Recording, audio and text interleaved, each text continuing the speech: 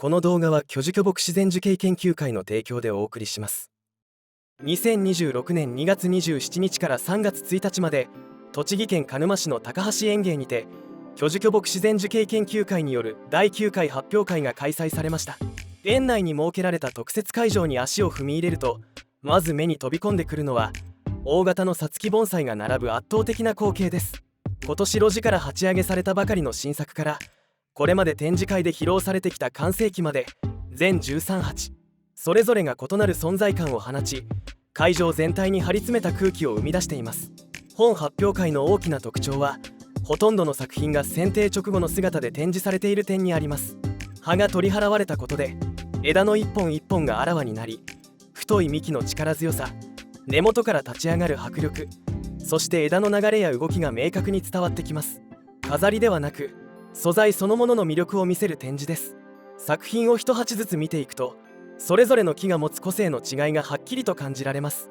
同じさつきであっても幹の表情、枝の伸び方、空間の取り方は全く異なり、まさに自然の中で育まれた造形の多様さを実感させられます。展示されたすべての作品をご覧ください。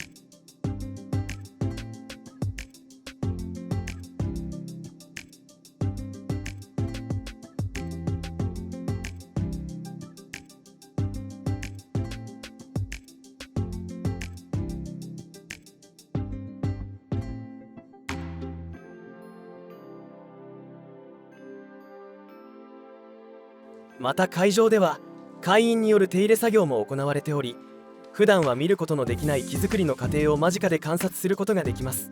静かな会場の中に剪定バサミの音が響き、緊張感と集中が伝わってきます。今回その作業を披露したのは、20年以上にわたり東海の木作りに携わってきた野崎さんです。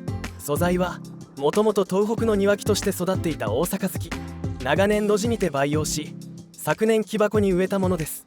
まず行われるのは枝先の芽数を抑えるための剪定です。今後さらに枝を太らせるため、あえて芽数を減らし、強い徒長枝を発生させることで枝元からの太りを促します。一見すると大胆な作業ですが、その一手一手に明確な意図があります。どうでしたね、この木はいつぐらいですか、自分のところに来たの。何年だったろうな、15年ぐらい前かな。15年ぐらい前、もう完全な庭木ですか、これ。これは元は完全に庭木。庭木。大森さんが秋田から持ってたやつだ。秋田から。でっかいのあったっけな、あれのうちで持ってたんだ。それでお盆にあげたから、これお盆だからみんなこれ焼けちゃって。あ、そうこれ焼けてなかったんだ。暑い時にあげたの。暑い時にやった。これで野崎さんとこの畑に入ってたんですよ。それで1年間木箱じゃなくて樽に入ってたんだよ。あ、樽、はいはい、木箱みたいなやつですね。まあ木箱だな。それで俺のところに来たんで買って、そろっと鹿沼市で抜いて鶴見さん家の畑に行った。あ、鶴見さん家の畑に入った。それで20年ぐらい。まあ20年ぐらいだよ20年ぐらい。それで去年鉢上げ。去年初め。まだ化粧鉢入れないですよね。しばらく木箱で作っていくやつだから。大体ちっちゃいもんな。芽数は少なくしちゃう。ね。そう。鶴見さん家に来るといつも野崎さんいるイメージがありますけど。ああ、だいぶ行ってるよ。週に何回か来るんですか。まあ週1回は。週1回は必ず来て。だって手入れするでかいのがこっちに置いてある、うちには置けないんだからさ、あ、そっかそっか。野崎さんの木が鶴見さんのとこに置いてあるから来るってことだ。こっちああ、そう手入れしに来てるんです手ね。入れしに来るほら俺太さが同じでしょ今現在。ああ、ずっとね。すると結局これをこれが使ってることによってこっちが太ってくるわけよ。あそれで苔ができて切るのが本筋なのよ。だから土間はそれが簡単にできちゃうのよ。あ。でだから鉢はなかなかそれがいかないからすぐ取れないんだよ。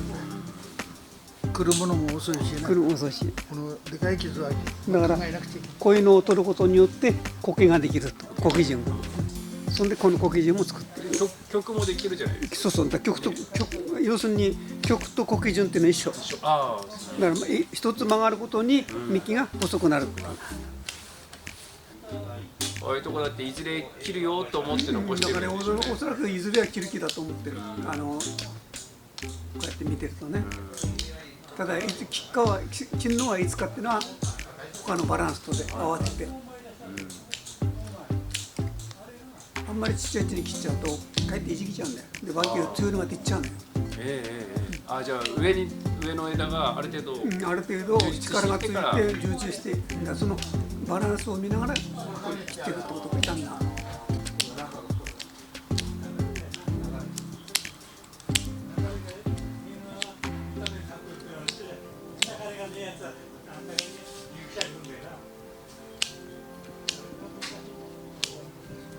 全体の剪定が進むにつれて荒々しかった木が次第に整い骨格の美しさが際立っていきます。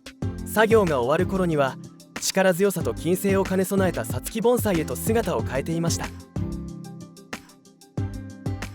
大型のさつき盆栽が並ぶ迫力ある展示と間近で体感できる木作りの現場、本発表会はさつき盆栽の本質に触れることのできる密度の高い時間となりました。以上、第9回巨樹巨木自然樹形研究会発表会でした。